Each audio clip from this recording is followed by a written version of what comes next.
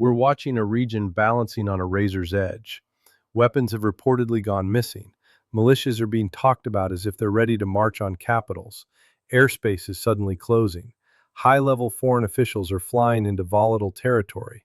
And behind the scenes, negotiations are happening that could either cool everything down or light it all back up. Let's start with the claim that's been circulating, that certain armed groups could be gearing up for something big.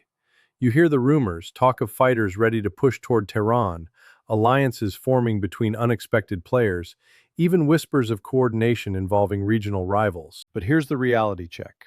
In military doctrine, an attacking force typically needs a 3-to-1 advantage over defenders to succeed. Even if you assume Iran has only a fraction of its available forces stationed in a region, say 100,000 troops, you'd still need roughly 300,000 well-organized, well-supplied fighters to make that offensive remotely plausible. Are those numbers realistic? Are they mobilized, trained, coordinated?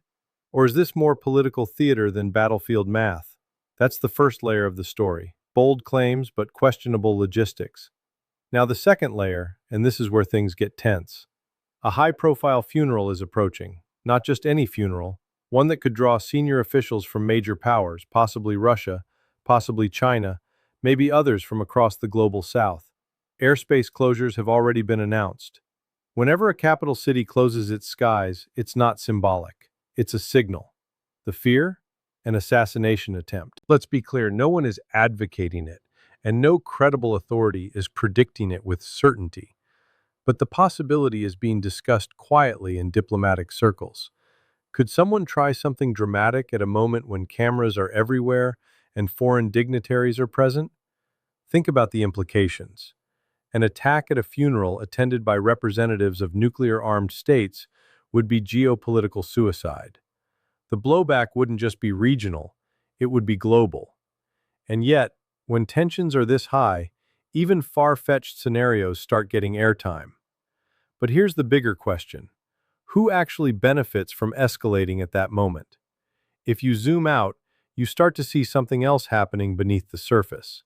Something far more complicated than the usual good versus bad narrative. Inside Iran itself, politics are not as simple as many outsiders assume. It's easy to imagine a rigid system where one leader dictates every move, but the reality is more layered. Different factions debate strategy, options are presented, decisions are made from among competing proposals. There are loud voices pushing for harder responses. Others advocate caution. Some argue that recent agreements didn't extract enough concessions from the United States or Israel. They believe deterrence wasn't fully restored. That internal debate matters, because when you see a public statement from influential bodies expressing dissatisfaction but still backing a final decision, it tells you something important. There's disagreement, but also discipline. There's tension, but not collapse. And that challenges a major assumption that has shaped Western policy for years: the idea that Iran is on the verge of internal implosion. Polling conducted by independent academic institutions has often shown majority domestic support for the government, especially after foreign attacks. Historically, external pressure tends to consolidate rather than fracture. We've seen that pattern elsewhere too. States under siege rarely unravel the way outsiders expect. Instead, populations rally. Now shift focus to the broader battlefield, or what might become one. There's growing speculation that if direct confrontation between major powers cools down, proxy conflicts could heat up instead. Yemen is one obvious flashpoint. Factions backed by different regional powers are mobilizing. Clashes are increasing. The strategic choke point of the Bab el-Mandeb remains a global economic artery. If that corridor is threatened, oil prices don't just tick up, they spike. And oil is the quiet driver behind much of this. Recent strikes reportedly damaged key energy infrastructure in Israel, including facilities tied to domestic fuel production. Some sources claim the impact was far more severe than initially acknowledged, disrupting a significant percentage of local refining capacity and forcing increased reliance on imports. Other outlets dispute those claims, saying the disruption was temporary and manageable. The truth likely sits somewhere between the extremes. But one thing is clear: energy infrastructure is now openly part of the equation. And when energy becomes a target, The economic consequences ripple far beyond the battlefield. Which brings us to Washington. There have been reports that senior officials debated whether to resume large-scale military operations against Iran. Ultimately, the decision, at least for now, has been to continue diplomacy. Deadlines that once sounded firm are suddenly flexible. When deadlines stretch, it usually means talks are more serious than public rhetoric suggests. But there's another constraint that rarely makes headlines: fuel. The United States Strategic Petroleum Reserve has limits, not just practical limits, but legal thresholds. Draw it down too far, and you hit statutory barriers that restrict further use. Aviation fuel for sustained bombing campaigns doesn't materialize out of thin air. It comes from crude, and crude inventories are not infinite.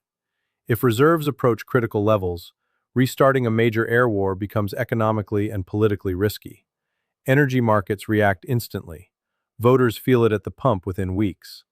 So while politicians may speak boldly, logistics whisper caution. And then there's the Strait of Hormuz, perhaps the most important shipping lane in the world. Discussions are reportedly underway about whether Iran might attempt to impose transit fees or leverage control in some form. The counter-argument from Washington is straightforward. Broader sanctions relief would be worth far more economically than collecting tolls. It's a classic carrot-and-stick negotiation. Lift restrictions, open global trade channels, allow dollar transactions, in exchange for stability in maritime routes. The question is whether mutual trust exists to make that trade credible. Trust at this stage is thin. Even the issue of frozen assets, billions of dollars held abroad, is tangled in procedural language. Agreements promise availability, but mechanisms require mutual approval. Interpretation becomes leverage. Third parties like Qatar or Saudi Arabia may attempt to mediate financial transfers, creating alternate pathways around bureaucratic bottlenecks. Every clause becomes a battleground. Meanwhile, in Lebanon, tensions simmer. Hezbollah has shown restraint in some areas despite repeated violations of ceasefire terms by opposing forces. Restraint can be misread as weakness, and that misreading is historically dangerous. Red lines exist, even if they're not publicly announced. Inside Israel, political currents are shifting as well. Potential leadership changes could influence future strategy. Some candidates favor prolonged military pressure. Others emphasize ending wars decisively rather than stretching the country thin. Debates over two-state frameworks, security doctrines, and regional integration are not theoretical. They're electoral realities. And hovering over all of this is a controversial historical thread: allegations that past Israeli governments indirectly bolstered Hamas as part of a containment strategy. The argument from critics is that short-term tactical thinking created long-term strategic headaches. Defenders counter that the goal was to prevent worse outcomes and maintain manageable deterrence. Either way, the lesson is clear. Policies designed for stability can produce unintended volatility. So where does that leave us tonight? On one side, there are hawks arguing that unfinished business remains, that deterrence requires a stronger show of force.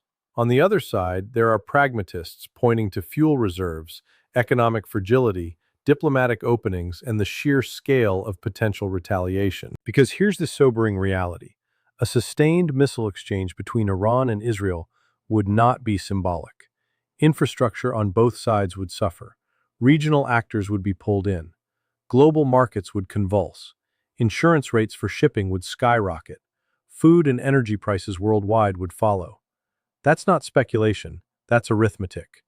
And yet, despite all the rhetoric, we are currently seeing more signals of pause than push. Troop withdrawals haven't been reversed. Back-channel talks are active. Deadlines are elastic. Even adversaries seem aware that escalation carries costs no one can easily absorb right now. Does that mean the crisis is over? Absolutely not.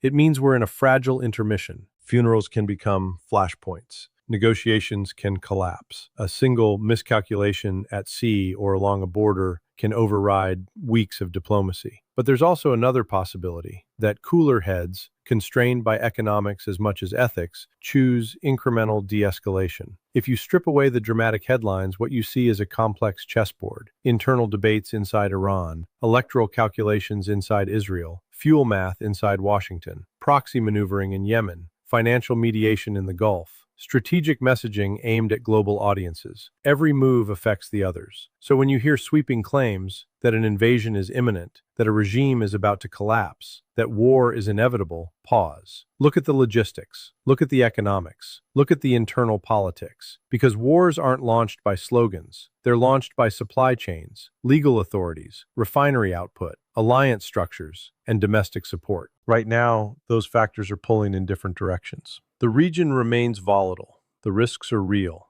But the story is not one of simple inevitability. It's one of competing pressures, some pushing toward confrontation, others quietly enforcing restraint.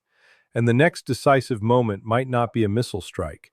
It might be a diplomatic breakthrough, a financial transfer, a leadership shift, or even a decision made behind closed doors to let a deadline pass without consequence. In times like these, the loudest voices often predict catastrophe. But sometimes history turns on quieter calculations. So watch the skies over Tehran. Watch the shipping lanes in the Gulf. Watch the oil reserves in Texas. Watch the political campaigns in Tel Aviv. Because the future of this standoff won't be decided by one dramatic headline. It will be decided by the balance between pride and pragmatism, and whether leaders choose escalation or recognize that in a world this interconnected, total victory may be indistinguishable from total loss.